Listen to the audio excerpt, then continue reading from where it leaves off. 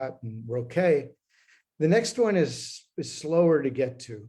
And even the other one is usually speeded up by slowing down, somewhat ironically, but worth really hearing. You'll get the result faster by slowing Yeah. down in the process. Yeah.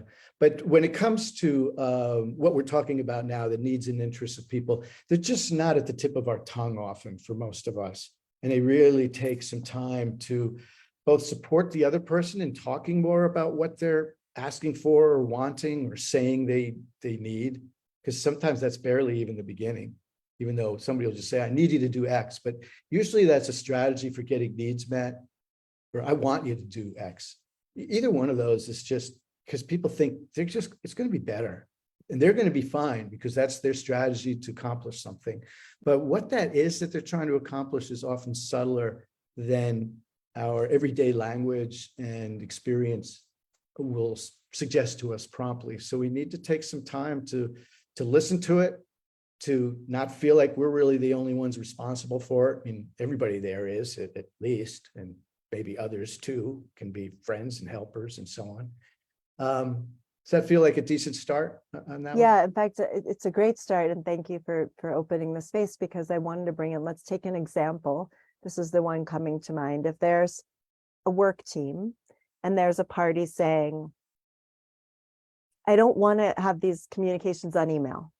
We have to stop having these communications on email. I want to have in-person meetings. And another team member is saying, I want to do this on email. I just want to be able to send out an email to everyone, right? So that could be where conflict continues happening, and they've described it in whatever ways they have.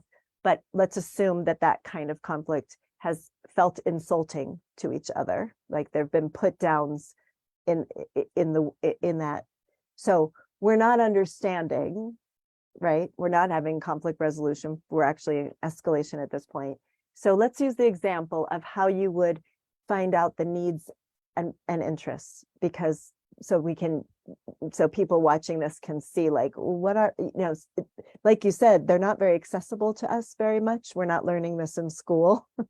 Oh, dear Johnny, tell me your need. I mean, if you and I made a school, other story. But so how would this team break that down? What questions would each ask themselves or each other? Sometimes we mentioned the curiosity, the possibility of opening the possibility of investigating. Why are we just really being a pain in the ass to one another? I mean, really, is that person such a jerk that they want to do it by email, and I'm such a jerk because I want to do it in person? I mean, we know there's probably more there, but we actually often don't know what. Like, we don't even know what question to ask. So sometimes it's as simple as, can you tell me more? Can you, how's that better for you?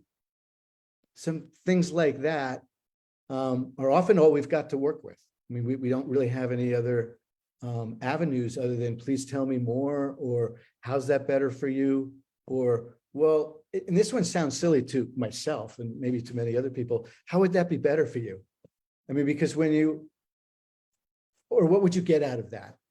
Because to a certain degree, it's like most people like, duh, when we talk about a lot of things, like, why are you asking me why that would be better? I want to do it that way. Isn't it obvious that to me it's more efficient and it's more, well, no, not necessarily. Maybe this is about efficiency. Maybe it's about something else for the other person. So good, you tell me more about that. So it's often, if you're willing to ask a question, it even feels like a dumb question. If it does, and maybe that's just me and other people don't get caught up on whether a question is a good one or a bad one. That's a really good step forward often, because then you're there to listen